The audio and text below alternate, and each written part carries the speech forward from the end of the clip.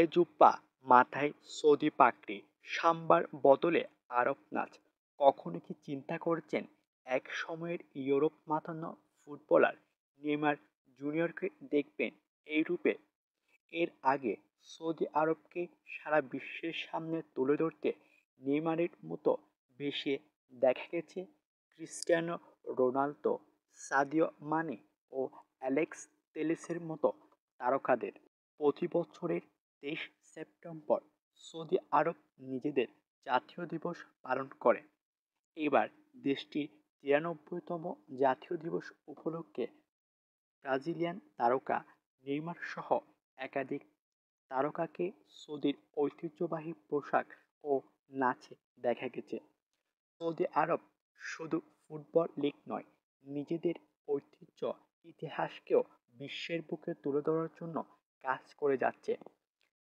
তারই অংশ হিসেবে জাতীয় দিবসকে সামনে রেখে বিদেশি ফুটবলারদের নিজেদের ঐতিহ্যের আবাহনে যুক্ত করেছে।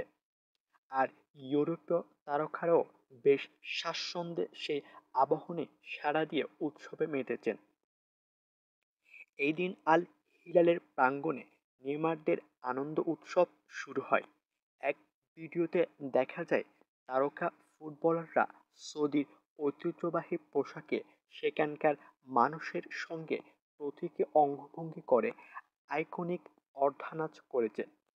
সেই নাচে নেইমার সহ তার সতীর্থরাও যোগ দিয়েছেন।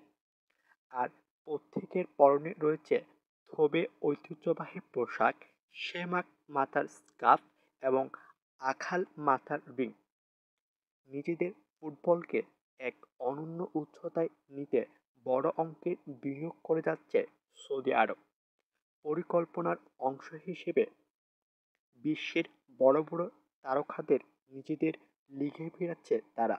শুরুটা করেছে রোনালদোকে দিয়েই।